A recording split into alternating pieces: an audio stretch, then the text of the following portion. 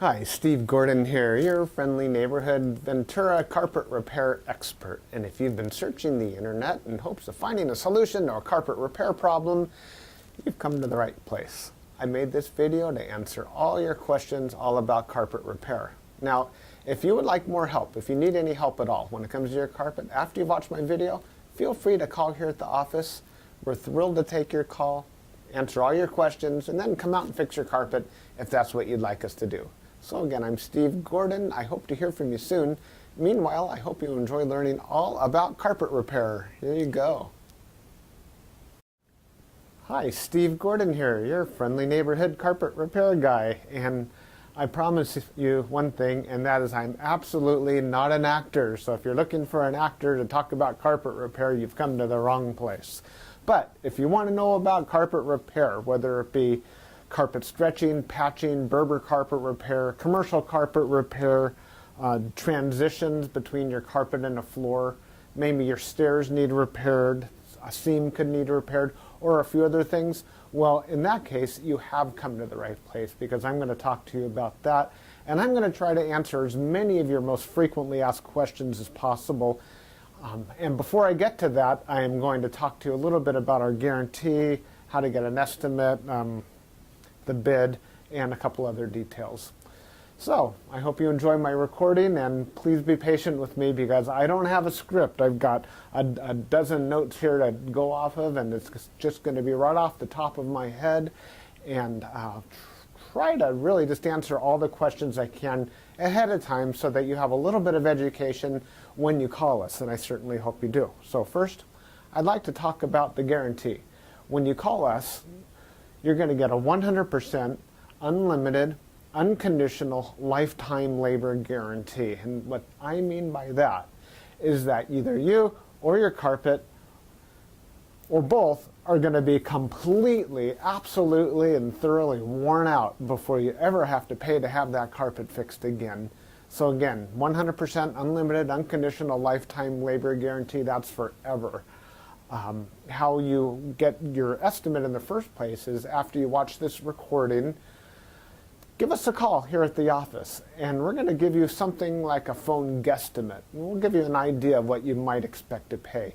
We might tell you something like between $150 and $300, or we might say between $200 and $400, or something like that. We're not going to know exactly, or even not even all that close, how much it's going to cost to have us fix your carpet for you. So if you feel like we're in the right sort of price range, then we're going to schedule an appointment to come on out and actually give you an absolutely free, no obligation bid. At that point, if you feel the bid is fair, and I'm sure you will because it's our business model to give you a fair price so that we could do the job right then and there all in one trip. We would really love to just do it in one trip. Now, I understand that sometimes you need to get a bid on one trip and then come back at a different time, have us come back at a different time to actually do the work. But by and large, it's normally best to just get it all done all in one trip, and that's how we'll give you the best price as well. After all, driving out to your place once is going to be less expensive for both of us than it would be to drive out to your place 2 or more times. Now, another thing about the absolutely free, no obligation bid is at that point we're going to actually have an opportunity to see the work. We're going to see exactly what needs to be done because you see, when you call us on the phone, even though you think you've explained the situation thoroughly, it's very likely that either myself or one of my assistants here that helps me answer the phone won't really understand exactly what we're dealing with until we actually see it. And so that's why we really do want to come out and give you a bid in person. And by the way, if you don't like the bid, if you don't think it's fair, we're going to walk away absolutely empty-handed, and that makes us sad. So sad, because we want to be out there, we want to fix your problem and put a check in our pocket and go off to the next one. After all, this is what we do for a living. This is how we feed our families. Speaking about money, please don't pay cash. We would really prefer that you pay with a check made out to Creative Carpet Repair, or use a credit card. You can call in the office with a credit card. So cash, it's against the agreement I made with all my contractors. Now, If you work with me directly, if I'm the actual contractor that shows up to your house and you want to pay me cash, I'm happy to take it. But for any other contractor throughout my entire company, please don't pay cash. Now, I want to talk a little bit about the carpet repairs. I've got a little bit of housekeeping out of the way. Let's talk about carpet stretching. Most people wonder why their carpet is all rippled up. So if you look out at your carpet and you see more waves than the ocean, or it's more rippled up than you can believe, and there's peaks and valleys in your carpet and you're getting seasick just looking at it, or if it's a trip hazard, there's a real good chance that your carpet was never stretched in tight enough to begin with. You see, whoever stretched your carpet the first time around more than likely didn't use a power stretcher. Now what a power stretcher is a pole that it butts up against one wall on one side of the room, and this pole runs all the way across the room to a head that's on the other side. And when we push down on this handle, the carpet gets stretched, and it gets stretched so tight that we have no doubt at all that we're going to be able to live up to that unlimited, unconditional lifetime waiver guarantee. That carpet will never ripple up again. You have my absolute word of honor on that. And if I'm wrong, we'll do it again for no charge at all. When we stretch carpet in a room, it's always best to have the room completely empty.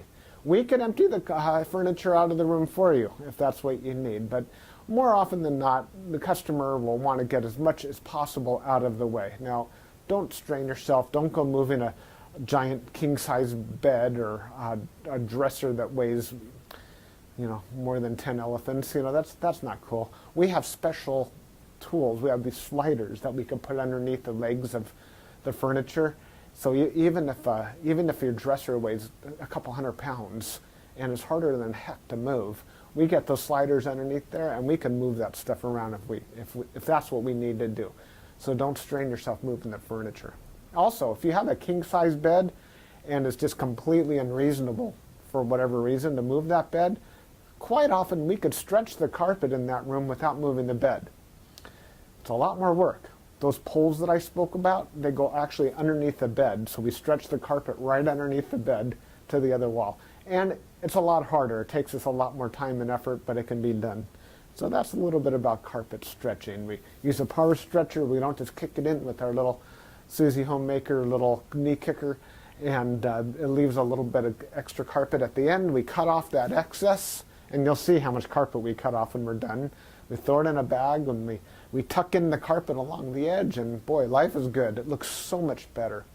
One thing that you might be aware of when we finish, though, is if you had large ripples, the carpet could be soiled along the top ridge of those ripples more than at the valleys, and that makes sense. Where you're walking, that's where it's going to get more dirt. So after you stretch the carpet is a real good time to have the carpet cleaned. Also, the carpet's out of the room, and the furniture is out of the room, and it's just a great time to clean the carpet. It looks a lot better at that point. Mind you, like I said, this is unscripted, so I'm just going to talk to you about carpet repair. Now let's talk about Berber carpet repair for a minute. Berber carpet repair has rows. Well, Berber carpet has rows. And actually the word Berber carpet, or the name Berber, it isn't exactly accurate. Berber carpet actually comes from a place out in the Middle East, country or countryside, where the area is called Berber, the Berber people or something like that. Anyhow, it's a very expensive rug, Berber rug. That's the actual meaning of the word Berber rug. The Berber carpets that we find today are very similar. There's loops and there's rows, and if you pull on one of those loops, or rows becomes unglued somehow, it can make a run, what we call a Berber run. So when you pull on that thread, it's like it's unzipping right in front of you. It's like, oh my gosh, what has happened? I've got this zipper run going all the way across the room. Now your higher end Berber carpet, that doesn't likely happen. It almost never does. But the lower end, middle of the road and lower end Berber carpet runs all the time. So when we fix a Berber carpet, what we're going to want to do is take out the bad area and patch a new piece in there. Sometimes we could actually weave a little bit of some new loops right into the place where that carpet has come unfurled. But more than likely, we're going to want to put in a Berber patch in that area. One reason that Berber comes apart at the seams is because the carpet was never sealed at the seams well enough to begin with. Your carpet installer that originally installed that carpet was supposed to use a latex sealer or even a glue gun or something to seal the edges of the carpet. Now, if they don't seal the edges of the carpet, that's one reason that Berber carpet is just going to unfurl like crazy. So when we put in a patch or fix a Berber carpet, that area gets sealed. Now, we give the unlimited, unconditional lifetime waiver guarantee on Berber carpet as well. But mind you, just because, let's say you have a 12-foot seam and we fix 3 feet of it, that's the part that we guarantee. The rest of the seam we're not going to touch. And you may have a problem with that in the future. And that's certainly not our business to cover something we've never actually worked on before. Now, after Berber carpet patching, I'll just talk about carpet patching in general. And this includes the Berber. When you call us to have your carpet patched, the first thing that we're going to ask you is if you have any extra carpet to do the patch with. If the answer is yes, well, we're golden. We're ready to do the job. If you say no, you don't have any extra carpet to do the patch with, we'll ask, well, can we take the carpet from a closet or maybe even from underneath a piece of furniture? Because what we can do is we can take a piece of carpet from a closet and patch it right into your damaged area. And it usually works out really well. Most people would rather have a piece of carpet missing out of their closet than have a terrible, nasty area in the middle of their room where they'll see it all the time. After all, inside the closet, you usually have that covered up with shoes and old photographs and baseball bats and everything you've ever collected in your life. More about carpet patching is if you don't have the carpet to do the patch, there's really nothing I can do to help you. So you're going to need to find that carpet to do the patch with before you bother having us come out there, because if we don't have the carpet to do the patch, we're stuck. Our hands are really tied. There's nothing we can do. Now, you're probably wondering how the patch is going to look when we're finished. It's real hard to say, especially in a recording like this. So just between you and me and a million of our closest friends here watching this recording through time, that patch is likely to be visible. You see, if you take a piece of carpet that's never been walked on, it's never been soiled, it's never seen the light from the window coming in so it hasn't faded out, and you take that brand new looking type of carpet or piece of carpet and patch it in to an area that has been worn, it has been soiled, it has been faded out by the sunlight, well, certainly you're going to see the difference between the new carpet and the older carpet because it's patched right in the middle there. Certainly it's going to look a lot better than the situation you probably have right now, but patches are visible. Another reason a patch might be visible would be because, well, thick carpet, thick nap or plush carpet hides the seams quite well. Short nap carpet, like a Berber carpet, for example, or any of the commercial type carpets, they're very short nap. They show the seams far more. Another thing is that the rows have something to do with it. When we cut a carpet in the same direction as the row of the carpet, well, those seams are by and large less visible than the seams that we cut that cross the rows. When we cross the row, well, it's unavoidable to do that if that's what we have to do to make a patch. And those seams stand out a little bit more than the ones that go along with the rows. So carpet patching, that's what we specialize in. We could absolutely do that for you. Have the carpet available for us, and we also back up our patches forever, just like everything else, just forever and ever and ever. That patch will never come up. After patching, well, we could talk a little bit about pet damage also when we talk about patching. If you have an animal, a dog or a cat, or I've even seen where it's been a bunny or a few other animals that have actually gotten locked behind a closed door. What'll happen is they'll get that separation anxiety and they'll try to dig their way out and they'll just rip the heck out of the carpet. That's one of the main reasons we'll do carpet patching. If that's the case, well, certainly it's just like any other patch. You supply the carpet, we'll put it in. However, if that animal didn't tear up the carpet, if they actually urinated on the carpet, there's a whole other thing we can do about that, and I'm going to need your help for that. what we'll do is we're going to ask you to go to the pet store or go online and buy twice as much of a product as you think you're going to need, maybe 4 times as much, to actually kill the odor. Now, the product I'm talking about is actually an enzyme, and what we'll do is we'll pull back the carpet, we'll remove the padding, clean the floor, and you'll pour this enzyme onto the floors underneath it all. And that enzyme will eat up all the proteins that contribute to the smell of the urine in your carpet. Then we'll put in new padding, and you'll pour that enzyme cleaner all over the backing of the carpet as well at that time. I'll reinstall the carpet, and then one more time we'll use that cleaner and we'll just soak that area of the carpet with that enzyme one more time. And that's likely to kill the scent altogether. That smell should be completely gone. If not, it's probably because your animal found another place that you don't even know about, and I'm sorry about that. There's nothing we could do about your animal. Now that we've spoken about pet damage, I like to talk about carpet to floor transitions. A lot of people call us because they've put in a new floor. Maybe it's a tile or a wood floor, and their carpet now needs to be finished along that edge. More often than not, we don't need to put in any kind of metal there. There's a lot of different types of situations where you do want a metal. If you have an apartment building and you want the carpet to last a long time between the carpet and, say, for example, a linoleum floor, we can put some metal there. There are flat metals. They're the type of metals that they're called, I've called them beat-down metals before. I'm not sure exactly what they're called. Beat-down metals, they're golden, they're silver, and the carpet goes right in there and it gets hammered down. Gives a nice clean edge, and it protects the edge of the carpet for a very long time. But if you're like most homeowners, that's not why you're calling us for a transition. You're calling for the transition because you just put in a nice marble or travertine floor, or maybe a wood floor. And so what we'll do with that is we're going to pull back the carpet and put in a new tack strip right up alongside that floor. Now that floor is going to be holding the place as if it were a wall. So here's your floor, here's your tack strip right in front of it. We're going to pull the carpet over that tack strip and tuck it in right there. So all you're going to see is a nice smooth transition between the carpet and the floor.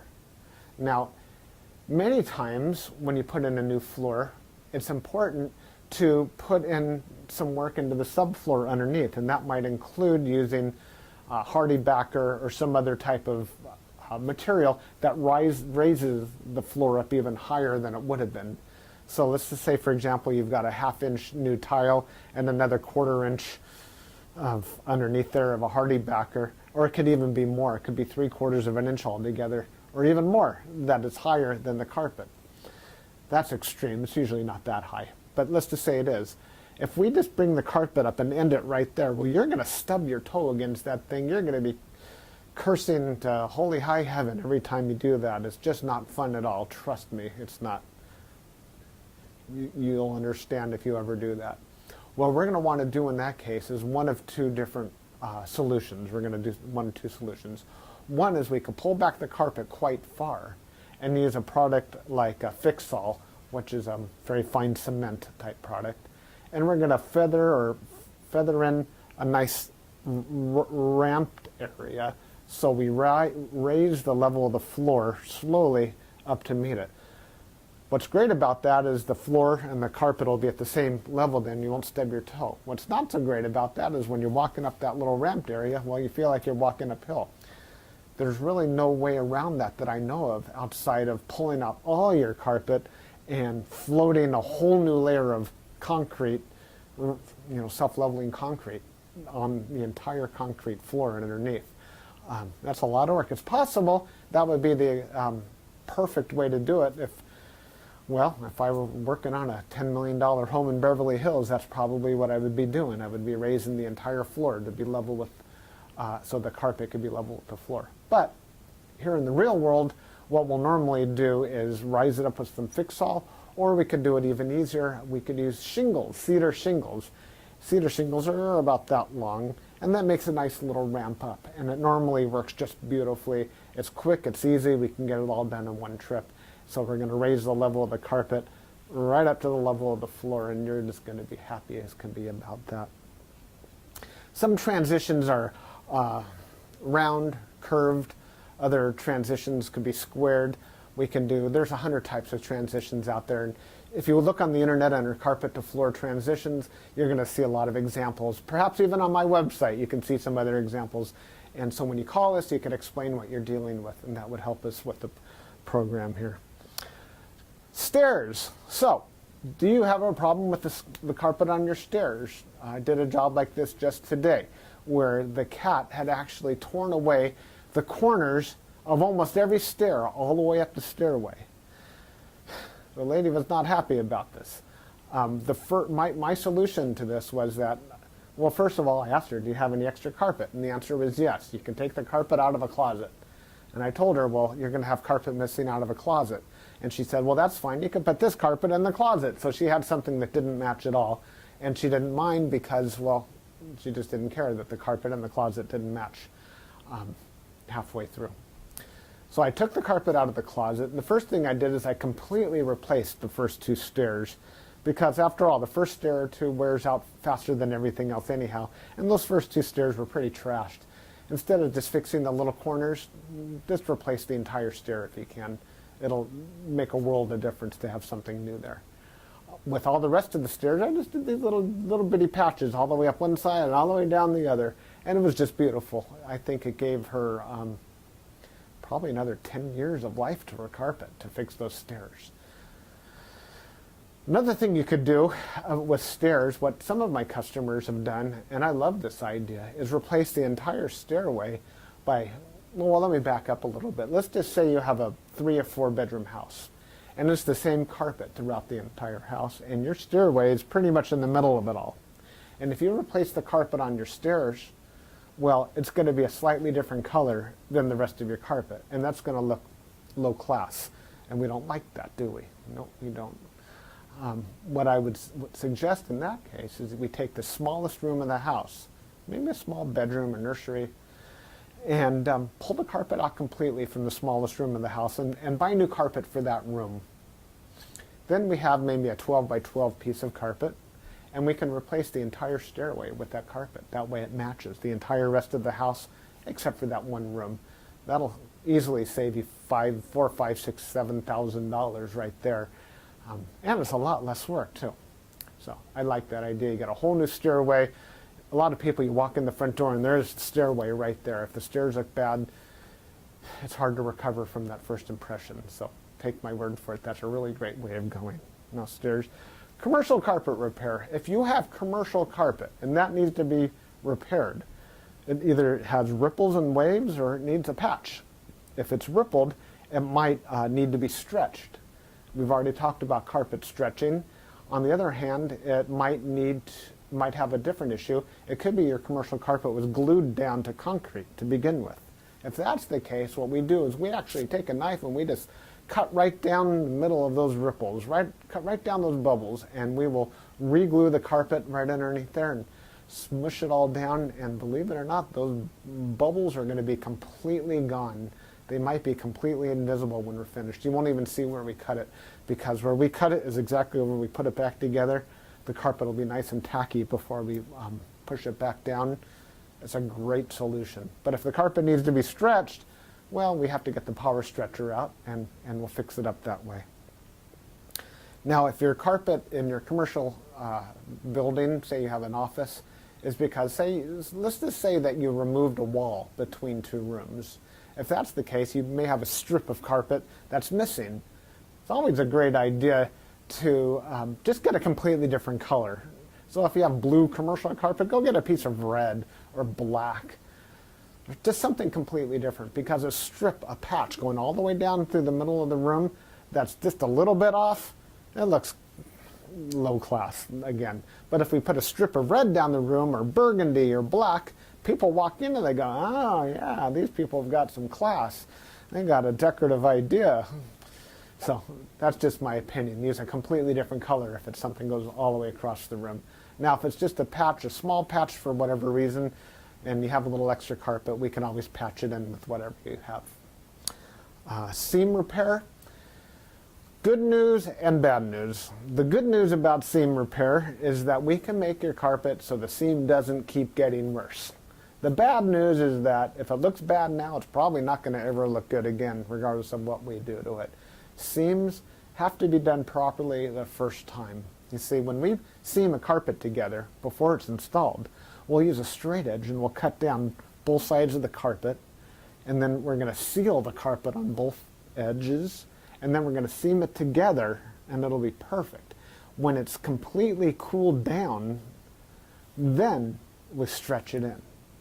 If we go back and try to open up the seam and cut that carpet off and try to bring it together, the chances of it ever looking better are right around 0. So I'm sorry to tell you that your seam repair, we can make it possibly look a little bit better. We can make it stop getting worse. We can make it not be a trip hazard any longer. But don't have your expectations too high when it comes to seam repair. The last thing I want to talk about is flood damage. Now, if you're watching this right now and you've got a flooded out carpet, you are in a world of hurt, and I'm sorry. The first thing I would do if I were you is probably have about 3 fingers of scotch.